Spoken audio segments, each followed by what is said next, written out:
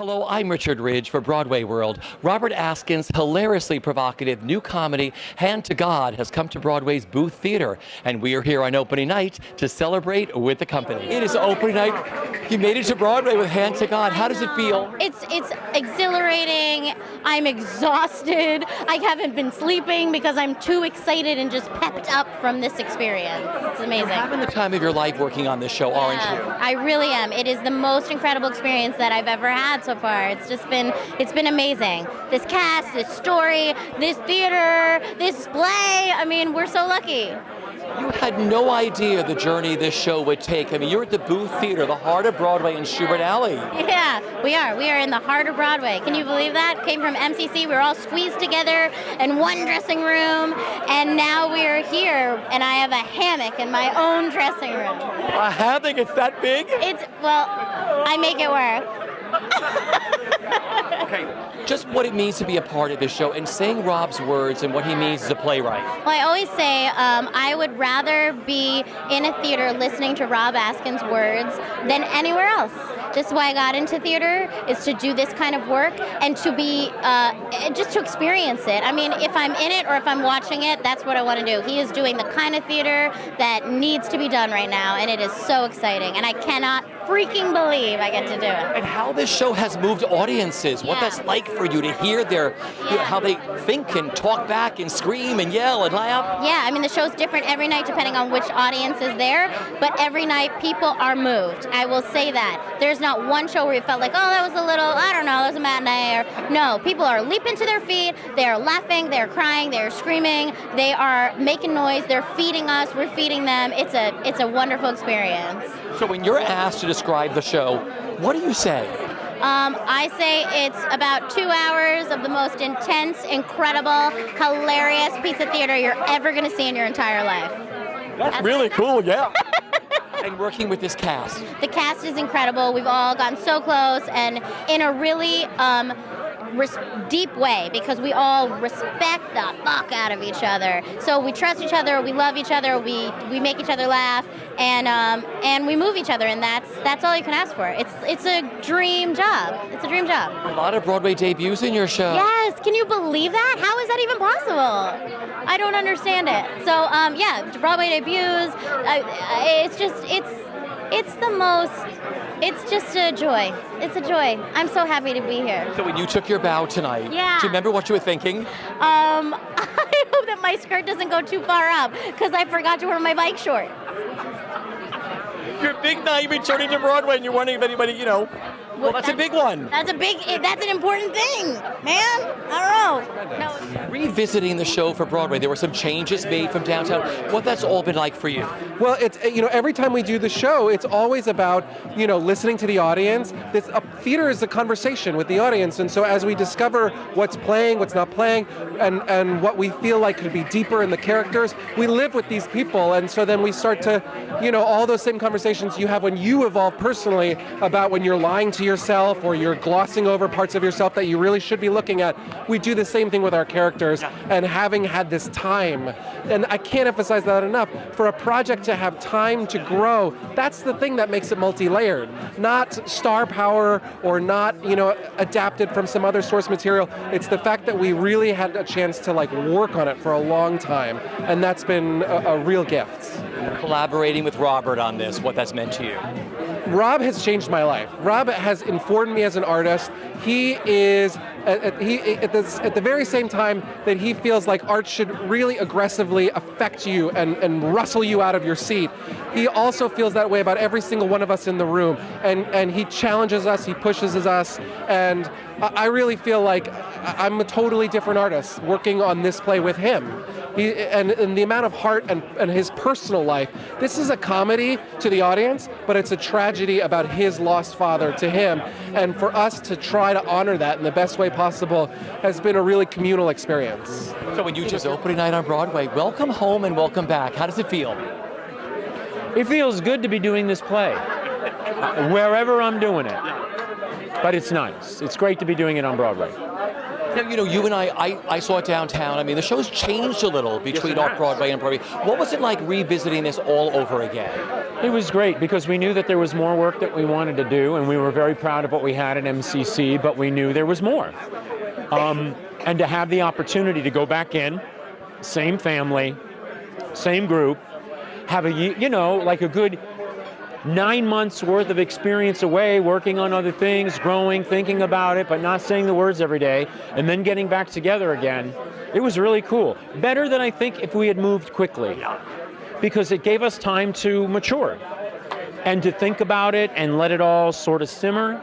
And when we came back together, it was like bam. And then the tone changed and there were different ideas about the approach to scenes, but everybody was like, bam, yes, bam, let's go. And that's what we came up with, what we have tonight. And it's very satisfying. Rob is a voice for a new generation. I love his words. I love his work. What has it been like for you saying them and working with Rob Askins? Well, I love Rob because he's so unapologetic, and I've had the good fortune to work with people, like Michael John or like Sondheim, that are of the unapologetic mode. And I've grown, or used to be, very accustomed to that. And then things changed. So to be able to work with unapologetic voices again, like Rob, I don't know, I'm kind of an unapologetic person too, so it works, and he's so original and such a collaborator, but so smart and so fast. He knows what he wants, and if he doesn't, he's open to what we can create together. And like Moritz, the director, there's this new crew of young people that are growing in New York. It's very exciting, especially for an old horse, man, because it just breathes new life. You have the finest company in the show, the finest director. So what was it like watching the show tonight for you? Like giving your baby away to the world now? You know what? I've got to tell you, it's a testament to these actors to make me forget that I wrote the play. I watch it, and about halfway through the second act, I'm like, holy God, what is going to happen next? You know what I mean? I think it's somewhere during and you also, it's like a coach. You watch a ball player every once in a while, and they really start to perform. And what it's like for you to watch how the audience reacts to your words. That's got to be wild. Oh, it is, man, but I get a little vicious. I'm like, yeah, dance. Go ahead. I made it so you'd scream. You know what I mean? What was today like for you, opening day? The whole day's crazy. It's like Christmas. I've never done it before. I didn't know that you get a bunch of presents. And then I made a bunch of presents, and I'm such an idiot. I made presents with Hand to God on it. I thought that was so unique. I didn't know they make presents like that. You can buy them in the lobby. But it's okay. It was all intentions. But they're from the heart. They are from the heart, and they're handmade. So there. I got the boys' flasks with Hand to God on it, and the girls' little compacts. That's what I did. Well, I'm going to come to your dressing room. Oh, my dressing room. You have to see my dressing room. It's a dressing room for 3 people, but my husband is an architect. He picked everything out on Overstock. It looks like a designer's room. Cherry Jones came last week, and it was her dressing room, and she said, woo, you outdid me. You guys had moved up in the world, because when you were at the original spot, it was like there were all of you in one dressing room, right? Oh, worse than that. We were in the dressing room with the roaches and the rats and clothing from the 70s. It hadn't been cleaned in years. I used to ask for it to be vacuumed. Never once vacuumed in the 20 years I worked at that theater, but I love it. See, Broadway's the big deal now. Oh yeah, someone cleans your dressing room every night. They wait on you hand and foot. I like sugar-free lozenges. I get them. It's crazy. Okay, just being a part of this whole show, what it means to you. It is the most fulfilling thing I've ever done artistically and personally, I will say that. Being with Rob Askins, while he developed this play that is so true about his own life and about everybody's life, dealing with grief, dealing with connecting with another human being, and dealing with accepting ourselves for our faults. It is visceral, it is beyond funny, and it is a powerhouse to be a part of. I'm so honored. And taking on this role. It's the best thing I've ever done. Marjorie is insane. Somebody said, boy, you get to go through it all. I get to be as repressed as I am. I get to release. I take everything out on other people, and then I get to forgive. It's insane. I rape a teen, I draw blood, what else could you ask? You do it all. Stage. I do. It's crazy. What's the most challenging thing you do in the show? What was the most challenging thing to grasp about playing her?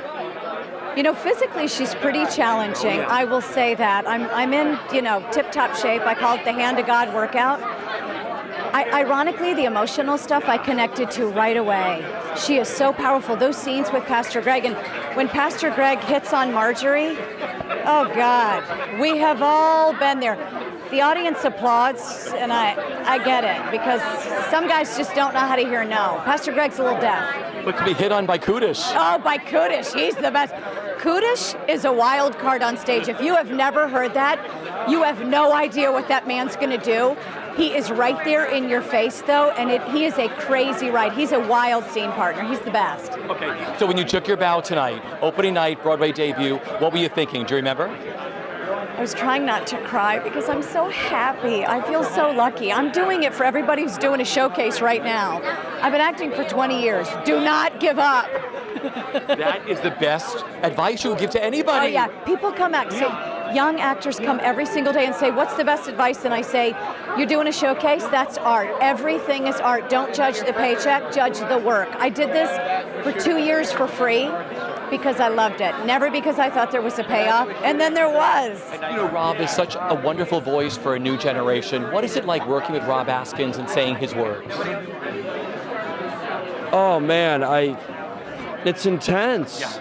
You know, I think the world of Rob. I'm so fortunate to be able to do this play, but to know him personally, and there's so much of him personally that's in this play, and I think that takes a lot of courage, and I have a lot of respect for him.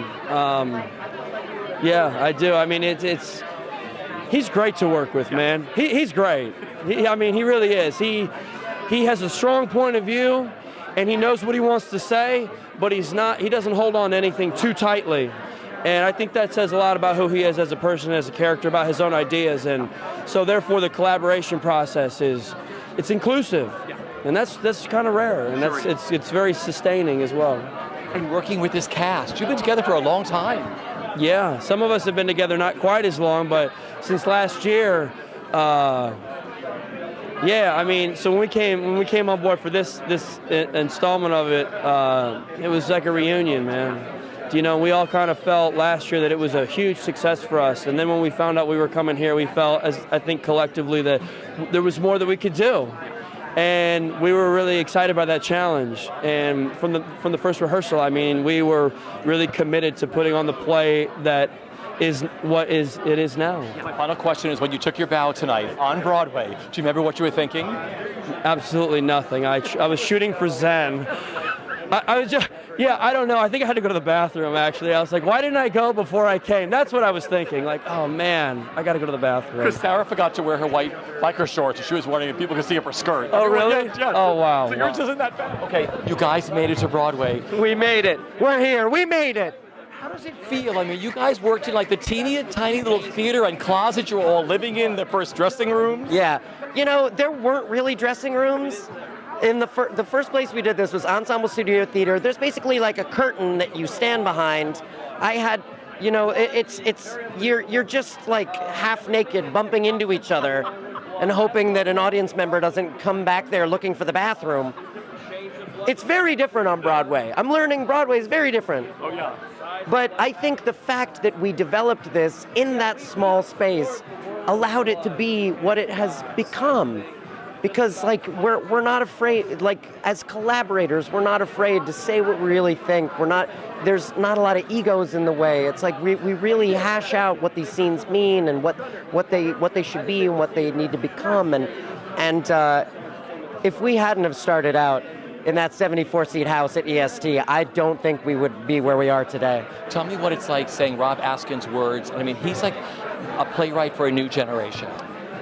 Rob Askins, I feel, will soon be mentioned in the same breath as Miller and O'Neill and Mamet and Williams. I mean, he is part of the next wave of American playwrights, and there are more Rob Askins out there. I've seen them, I've read their work, and they are just waiting to be discovered.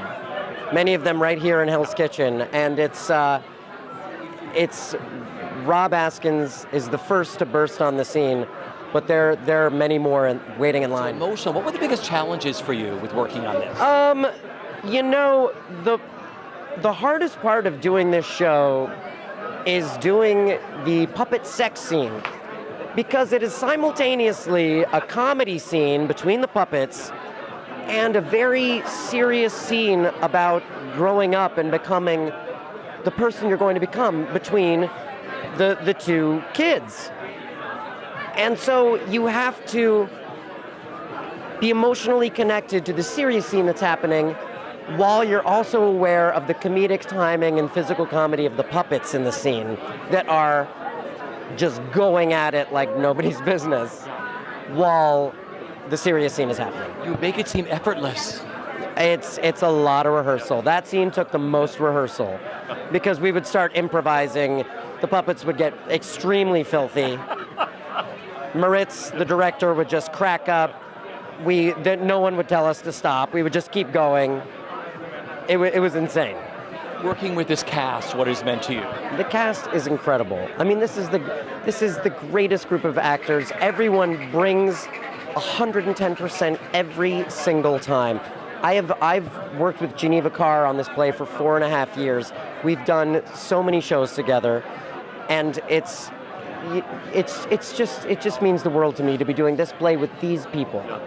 My final question is, when you took your bow tonight at the Booth Theater, do you remember what you were thinking?